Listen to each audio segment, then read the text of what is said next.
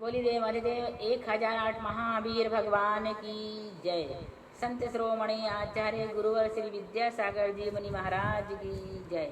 परम पूज्य 108 मुनिवर श्री प्रज्ञासागर जी महाराज की जय। द्वादशांग वाणी माता की जय।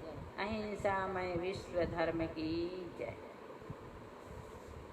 देखें, कर्म जैन कर्मानुचिंतन में मार्गणाओं में बंध अवंध व बंध विच्छुत्ति है ना।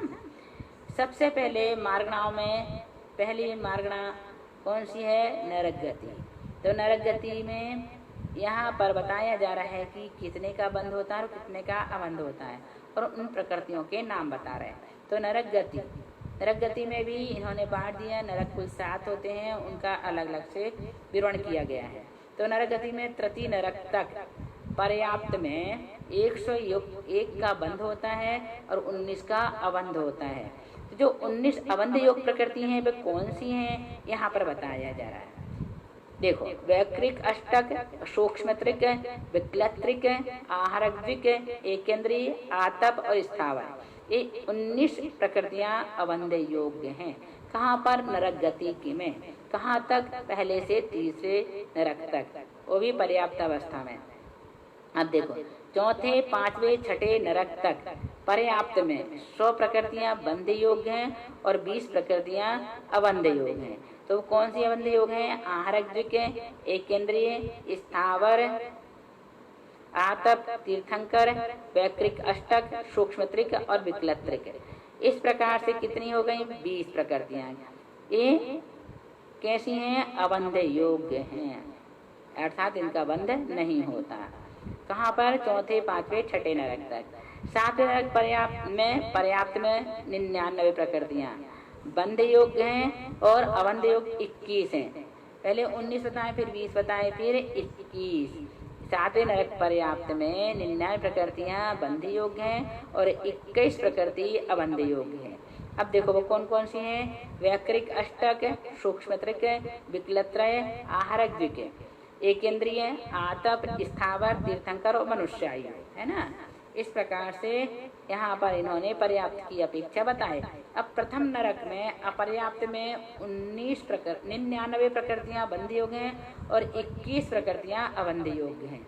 तो ऊपरी तो 19 प्रकृतियां बंध के अयोग्य हैं, और मनुष्य आयु और त्रियंचायु और मिला लेना। इस प्रकार से 19 में 2 मिलाए तो 21 हो गई अबंध योग्य।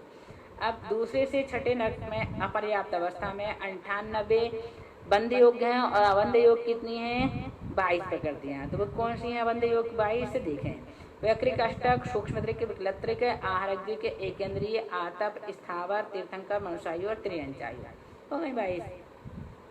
अब सातवें नरक अपर्याप्त में 95 प्रकृति बंध योग्य हैं और अबंध की 25 हैं। तो वे कौन सी अबंध की? देखो, वैक्रिक अष्टक, सूक्ष्मत्रिक, विक्लत्रिक, वैक्रिक अष्टक, सूक्ष्मत्रिक, विक्लत्रिक और आहरद्विक, एकेंद्रीय, आतप, स्थावर, तीर्थंकर, उच्च गोत्र, त्रियंचायु और मनुष्यगत्यानुपूर्वी और मनुष्यायु।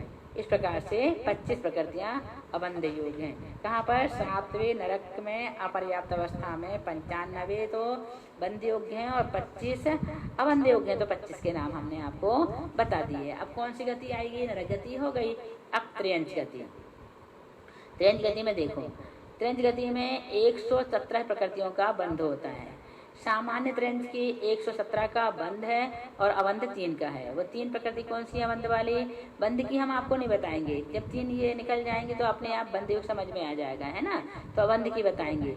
अबंध की कितनी है? 3। कहाँ पर? सामान्य त्रियंच में तीर्थंकर और आहरद्विक का अबंध रहता है। पंचेंद्रिय त्रियंच में 117 का तो बंध होता है और अबंध 3 है, तीर्थंकर, आहरद्विक। पर्याप्त त्रियंच में 117 का बंध, अबंध 3 का, तीर्थंकर और आहरद्विक का। योनिमति त्रियंच में 117 का बंध है और अबंध 3 का है। नरक में लब्ध पर्याप्त जीव नहीं जाता। इन चारों के निवृत्त पर्याप्त अवस्था में 111 का बंध है और अबंध 9 का है। 4 आयु आहरद्विक, नरकद्विक और तीर्थंकर। अबंध कितनी हो गई? 4 आयु आहरद्विक, नरकद्विक और तीर्थंकर। तो 4 2 6 2 8 और 1 9। लब्ध पर्याप्त त्रियंच 109 प्रकृति का बंध है और अबंध 11 का है। वैक्रिक षट्क आहारक देवायु नरकायु और तीर्थंकर। फिर से देखो, लब्ध पर्याप्त यंत्र में 109 का तो बंध होता है और अवंध 11 का होता है। तो वैकृक षट्क आहारक देवायु नरकायु और तीर्थंकर, ये 11 जो प्रकृति हैं ये अवंध योग हैं। कहाँ पर? लब्ध पर्याप्त त्रियंत्र में। अब इसके बाद कौन सी गति आती है? मनुष्य गति। मनुष्य गति में कुल 120 प्रकृति बंध योग हैं। मनुष्य सामान्य की 120, अवंध 1 का भी नहीं होता। मनुष्य पर्याप्त में बंध 120, अवंध नहीं है। योनिमति मनुष्य में बंध 120 का, अवंध नहीं है। इन तीनों के निवृत्त पर्याप्त अवस्था में 112 का बंध होता है और अवंध 8 का है। तो वे 8 कौन सी प्रकृति है बंध योग्य? 4 आयु, नरक और आहारक। फिर लब्ध पर्याप्त मनुष्य में 109 का तो बंध होता है और 11 का अवंध है। वैकृक षट्क आहारक देवायु नरकायु और तीर्थंकर, ये 11 प्रकृतियां लब्ध पर्याप्त में मनुष्य में अवंध योग्य होती हैं, अर्थात इनका बंध नहीं होता। अब देवगति, 3 गतियां हो गई। कौन कौन सी 3 हो गई? नरक गति, त्रियंच गति, मनुष्य गति। अब देवगति, देवगति में 104 प्रकृति का बंध होता है। देखो कौन कौन सी 104 हैं? सामान्य देव में 104 का बंध है और अवंध 16 का है। 16 प्रकृति का बंध कौन कौन सा का है? वैकृक अष्टक, आहारक, सूक्ष्मत्रिक और विकलत्रिक। ये हमने आपको पहले बता दिए हैं ना सब चीज। वैकृक अष्टक कौन कौन सी प्रकृति कहलाती हैं, आहारक कौन सी है, सूक्ष्मत्रिक कौन सी, ये सब पहले एक चैप्टर हमने इसका आपको बता दिए हैं, उसको सुनना तो ये सब समझ में आ जाएगा। तो अवंध योग कितनी होती है देवगति में? 16 है। कौन सी? वैकृक अष्टक। आहारक कितनी हुई? 6, 8 और 2 10। सूक्ष्मत्रिक 3 कहलाती है ना, 10 और 3 13 और विकलत्रिक 3, तो 13 और 3 16। ये 16 है प्रकृतियां क्या है? अवंध योग्य हैं। अब देखो इसके बाद है भवनत्रिक। अभी खत्म नहीं हुआ, देवगति का प्रकरण बहुत लंबा है क्योंकि इसमें 16 स्वर्ग होते ना, 16 स्वर्ग का वर्णन लंबा है। देखो भवनत्रिक पर्याप्तक में 103 का तो बंध होता है और अवंध 17 का होता है। तो वो अवंध 17 कौन सी प्रकृति है? वैकृक अष्टक, आहारक, सूक्ष्मत्रिक, विकलत्रिक और तीर्थंकर। कल प्रवासनी देवांगना पर्याप्त में 103 का बंध है और अवंध 17 का है। उपयुक्त जो 17 प्रकृति ऊपर बताए हैं वो पूरी की पूरी ले लेना। सौधर्म कल्प स्वर्ग में 104 का बंध है, अवंध 16 का है। वैकृक अष्टक, सूक्ष्मत्रिक, विकलत्रिक और आहारक है। तीसरे से 12वें स्वर्ग में बंध 101 का है और अवंध 19 का है। 19 प्रकृतियां देखो बंध योग कौन सी हैं? वैकृक अष्टक, आहारक, जाति चतुष्क, स्थावर चतुष्क और आतक। अब 13वें से 16वें स्वर्ग तक 97 प्रकृतियां अवंध योग है, 23 हैं और बंध योग 97 है। फिर से देखो 13वें से 16वें स्वर्ग तक 97 प्रकृतियां बंध योग हैं और अवंध योग 23 हैं। वो 23 प्रकृतियां कौन सी हैं? वैकृक अष्टक, सतार चतुष्क, स्थावर चतुष्क, आहारक, जाति चतुष्क और आतक। फिर नवग्रीव्यक तक 97 प्रकृतियां बंध योग हैं और अवंध योग 23 प्रकृति हैं। 23 कौन सी हैं? वैकृक अष्टक, आहारक, जाति चतुष्क, स्थावर चतुष्क, सतार चतुष्क, आतक। अब 9 अनुदेश 5 अनुत्तर में बंध योग 72 प्रकृति हैं, बंध योग 48 हैं। प्रथम गुण स्थान में 16, द्वितीय गुण स्थान में 25, सूर्य चतुष्क, आहारक और देवायु, इस प्रकार से 48 हो जाती है। प्रथम में कितनी की विच्छुक्ति होती है? 16 की, द्वितीय में 25 की और सूर्य चतुष्क और आहारक और देवायु को मिलाकर 48 प्रकृति अवंध योग है। कहा 9 अनुदेश 5 अनुत्तर में। भवनत्रिक निवृत्त पर्याप्त कल्प वासनी देवी निवृत्त पर्याप्त में 101 तो बंध योग हैं और 19 अवंध योग हैं। 19 अवंध योग देखो वैकृक अष्टक, सूक्ष्मत्रिक, विकलत्रिक, आहारक, तीर्थंकर, मनुष्यायु, त्रियंचायु। अब त्रियंचायु कभी नहीं होता भैया, यहाँ पे अवंध है। पहले दूसरे स्वर्ग के निवृत्त पर्याप्त में 102 का बंध है और अवंध 18 का है। वैकृक अष्टक, सूक्ष्मत्रिक, विकलत्रिक, आहारक, त्रियंचायु और मनुष्यायु।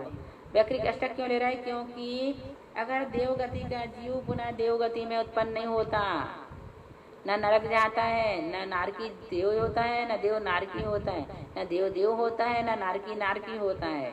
है ना। ये कुछ अभी हम बताएंगे आपको सारी चीज़ें आने वाले समय में। बहुत सारे बंध के नियम है, उदय के नियम है, शत्रु के नियम है। इसी जन कर्माणु चिंतन में ये सारा विषय आने वाला है। और ये सब चीज़ों को आप याद कर लेना। याद करोगे तो आपको कर्मकांड पढ़ने में बहुत आसानी लगेगी, बहुत अच्छी तरह से आप पढ़ पाएंगे कर्मकांड। अब तीसरे से 12वें स्वर्ग के निवृत्त पर्याप्त में 19 का तो बंद होता है और 21 का अबंध होता है। कौन सी 21 प्रकृतियां? व्याकृत, अष्टक, सूक्ष्मत्रिक, विकृत्रिक, आहारिक, एकंद्रीय, आतप, स्थावर, मनुष्यायु, त्रियंचायु। अब 13वें से 16वें स्वर्ग के निवृत्त पर्याप्त में 96 का बंध है और अबंध 24 का है। 24 का बंध देखो, व्याकृत, अष्टक, सूक्ष्मत्रिक, विकृत्रिक, आहारिक, एकंद्रीय, आतप, स्थावर, मनुष्यायु, शता, चतुष्क। फिर 9 अनुदेश और 5 अनुत्तर में बंध योग 71 है, अबंध योग 49 है। कहाँ पर? 9 अनुदेश और 5 अनुत्तर। प्रथम गुण स्थान की 16, द्वितीय गुण स्थान की 25, 41 सुर चतुष्क, 41 हो गए। और सुर चतुष्क, आहारिक, त्रियंचायु, मनुष्यायु, ये हो गए कुल 49 है ना, ऐसा लगा लेना। अब देखो व्याकृत अष्टक में व्याकृत अष्टक, आहारिक, जाति चतुष्क, स्थावर चतुष्क, पंच संस्थान, पंच सहनन, निद्रात्रय, अनुतानबंध चतुष्क, नपुंसक, स्त्रीवेद, त्रियज्ञ, द्विभग, दुस्वर, अनादे, मिथ्याक, नीचगोत, उद्योत, आतप, अपशस्त्र विभाग, त्रियंचायु, मनुष्यायु। इस प्रकार से यहाँ पर उन्होंने देवायु के बारे में बंध और अबंध प्रकृतियों का विशेष रूप से विस्तार से वर्णन किया। अब आपको इंद्रिय मार्गणा पढ़ाएंगे। इंद्रिय मार्गणा में भी इंद्रिय मार्गणा, योग मार्गणा, चूँकि विषय थोड़ा बड़ा पड़ता है, आपको कठिन ना लगने लगे, इसलिए हम एक छोटी छोटी सी वीडियो इसलिए बनाते हैं कि आप इतना तो याद कर लें। यदि हमने मान लो 1 घंटे या आधा घंटा की वीडियो बना दिए तो आप इतने उत्साह से नहीं सुन पाएंगे। अब हमने आपको 4 गतियों के बारे में बता दिए, बस इतना ही। इसके बाद हम आपको इंद्रिय मार्गणा से पढ़ाएंगे बाद में। अब ध्यान रखना, 4 गति में भी विशेष रूप से आप देवगति का अच्छी तरह से याद करना, क्योंकि देवगति का प्रकरण थोड़ी बड़ा है और नरक गति का भी। बाकी मनुष्य त्रियंच का सरल है, आसानी से याद हो जाएगा। इतना याद करना और याद करके फिर कर्मकांड की प्रकृतियाँ हम आपको पढ़ाएंगे, उससे वहाँ पर जाकर उसे समझने का प्रयास करना। बोलिए महावीर भगवान की जय।